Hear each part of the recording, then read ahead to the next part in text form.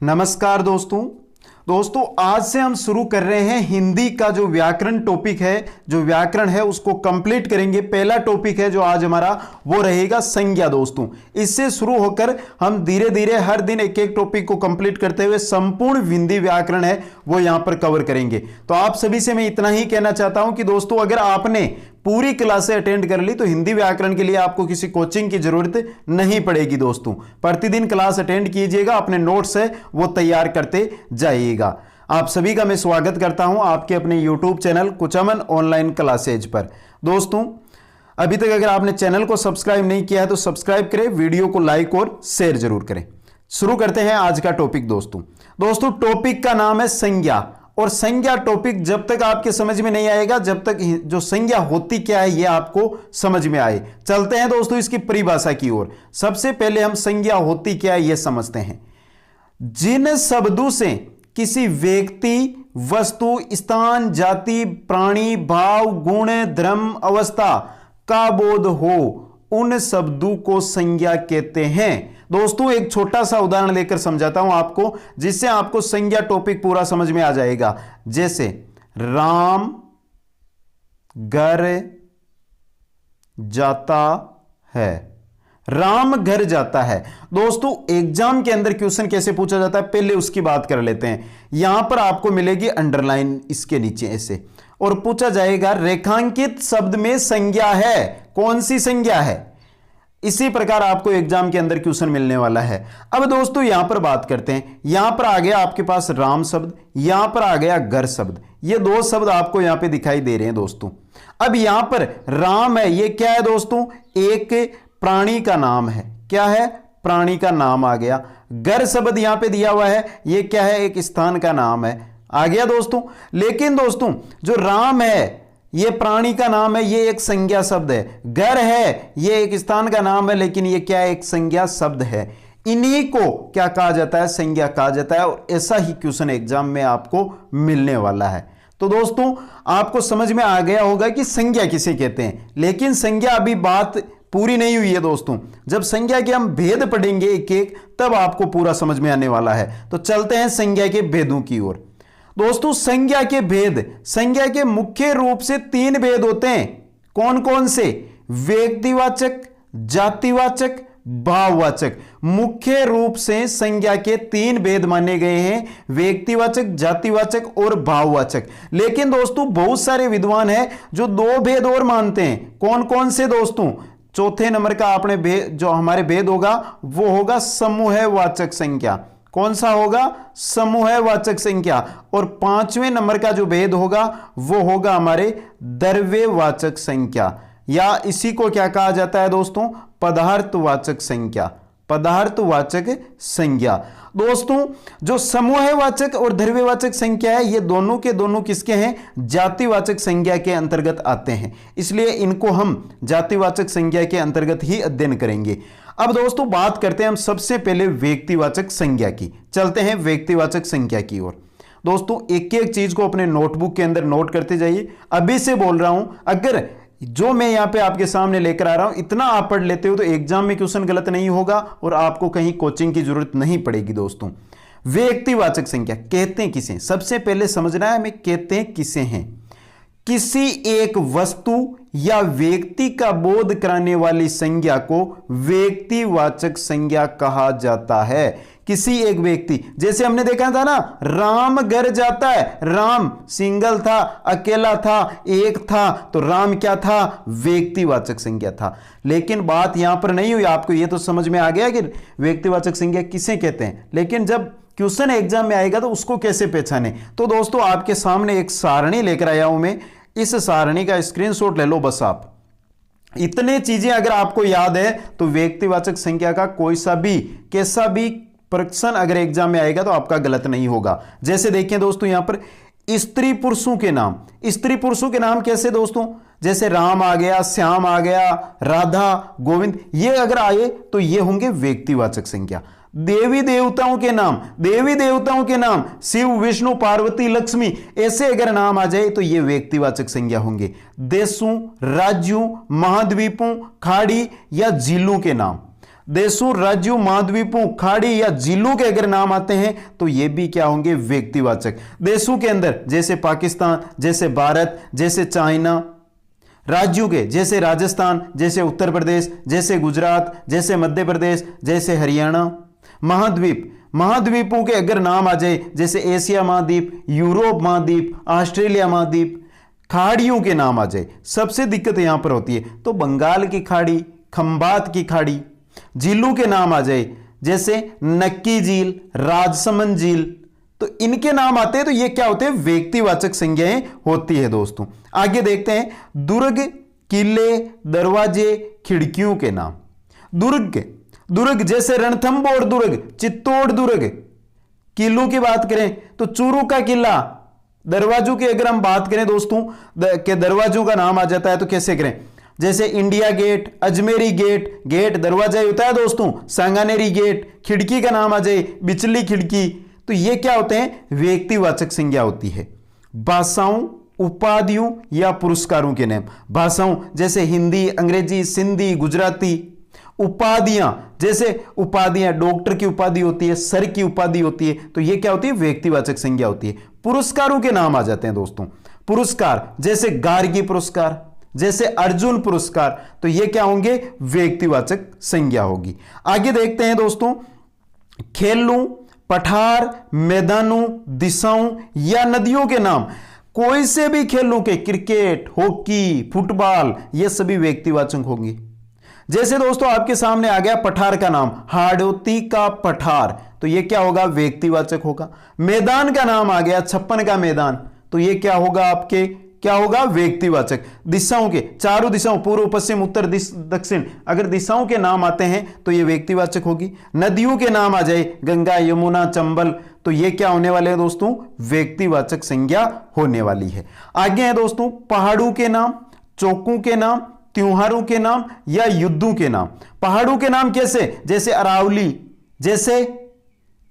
जैसे हिमालय, तो ये क्या होंगे दोस्तों, आपके व्यक्तिवाचक होंगे। आगे दिए गए चौकों के नाम, चांदनी चौक, ये क्या होगा, आपका व्यक्तिवाचक संज्ञा। त्योहार, होली, दीपावली, ईद, ये क्या होते हैं, व्यक्तिवाचक। युद्धों के नाम आ जाए, बक्सर का युद्ध, हल्दी घाटी का युद्ध, पानीपत का युद्ध, ये क्या होंगे, आपके सभी व्यक्तिवाचक होंगे दोस्तों। एक एक चीज को समझा रहा हूं यहां पर।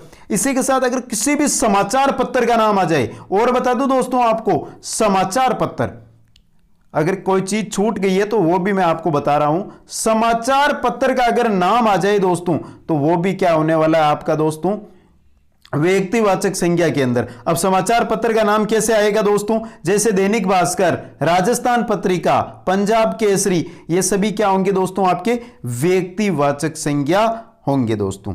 ये थी दोस्तों व्यक्तिवाचक संज्ञा। कमेंट करके बताइए दोस्तों समझ में आई या नहीं आई। आगे हम देखेंगे जातिवाचक संज्ञा। जातिवाचक संज्ञा किसे कहते हैं, जाति, प्राणियों एवं पदार्थों की संपूर्ण जाति का बोध कराने वाली संज्ञा।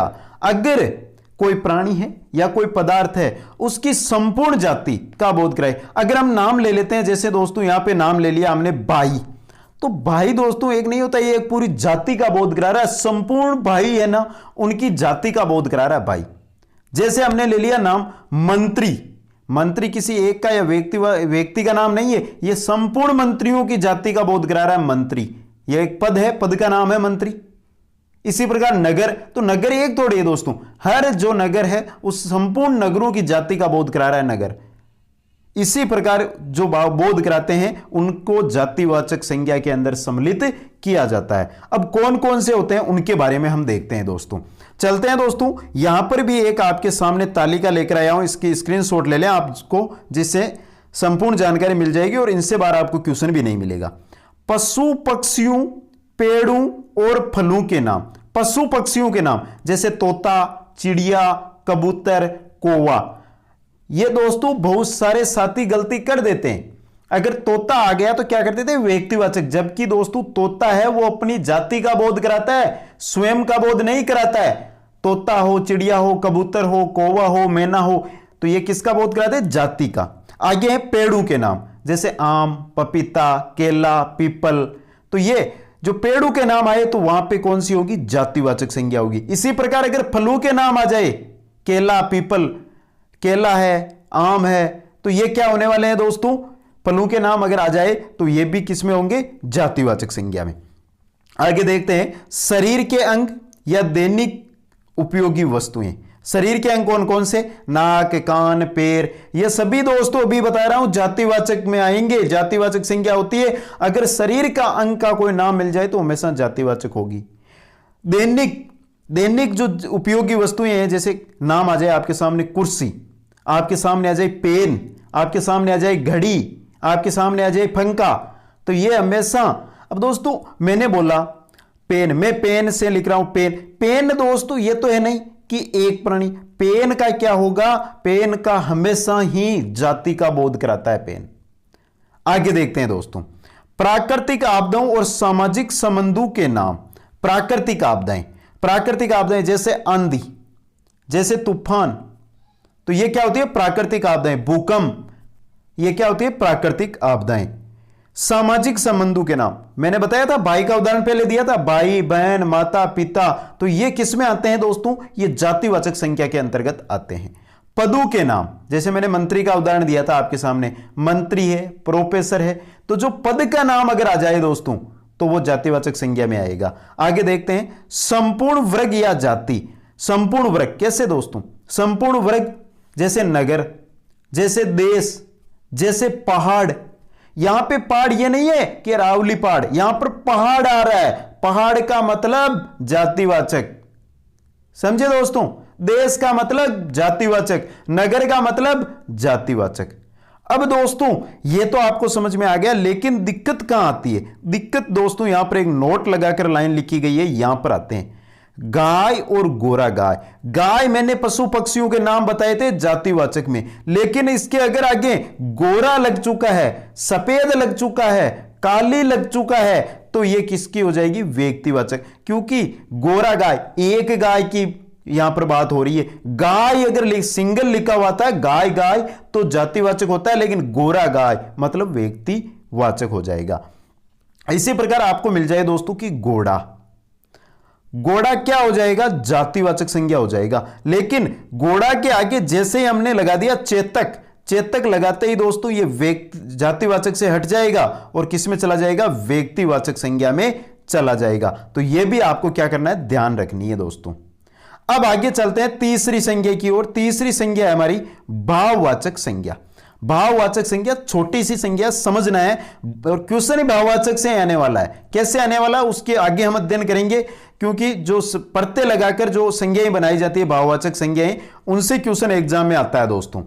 पदार्थों एवं प्राणियों में पाए जाने वाले गुण, दोष, अभाव, अवस्था, धर्म का बोध कराने वाली संज्ञा को भाववाचक संज्ञा कहा जाता है। कैसे दोस्तों, जैसे लंबाई आ जाए, जैसे सुंदरता आ जाए, जैसे मिठास आ जाए, जैसे बचपन आ जाए, जैसे थकावट आ जाए, तो ये क्या होती है, भाववाचक संज्ञाएं होती है। और इनके बारे में हम दोस्तों आगे विस्तृत अध्ययन करेंगे। पहले हम जो समूहवाचक और द्रव्यवाचक देख लेते हैं, फिर जो भाववाचक संज्ञा है इसका हम विस्तृत अध्ययन करेंगे इस वीडियो में। पहले हम देखते हैं दोस्तों, विद्वानों ने दो भेद और मानते हैं संज्ञा के। कौन कौन से, समूहवाचक संज्ञा और द्रव्य या पदार्थवाचक संज्ञा। इन दोनों को हमने किस में सम्मिलित किया था, जातिवाचक संज्ञा के अंदर सम्मिलित किया था। लेकिन यहां पर मैं अलग लेकर आया हूं जिससे आपको समझने में कठिनाई ना हो। दोस्तों अगर एग्जाम में क्वेश्चन आता है समूहवाचक और द्रव्यवाचक, तो आपको वहां पर जातिवाचक संज्ञा सही करनी है, क्योंकि ऑप्शन आपको व्यक्तिवाचक, जातिवाचक और भाववाचक तीन ही मिलने वाले हैं वहां पर।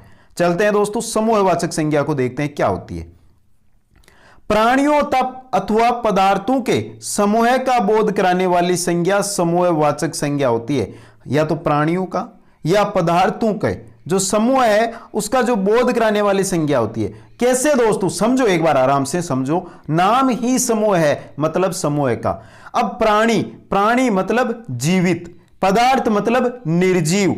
जैसे दल किसका होगा, जिसका जीवित है उसका ही दल होगा, तो दल किस में आएगा, समूहवाचक में। और समूहवाचक ऑप्शन में नहीं होगा तो क्या करना है, जातिवाचक। क्या करना है दोस्तों, जातिवाचक। सभा आ गया तो सभा का क्या करोगे दोस्तों, सभा के अंदर क्या करोगे, सभा क्या है, समूहवाचक, और नहीं तो क्या होगा, जातिवाचक। इसी प्रकार गिरोह आ जाए, झुंड आ जाए, परिवार आ जाए, समाज आ जाए, तो ये क्या होंगे? समूहवाचक में प्राणियों के समूह है दोस्तों।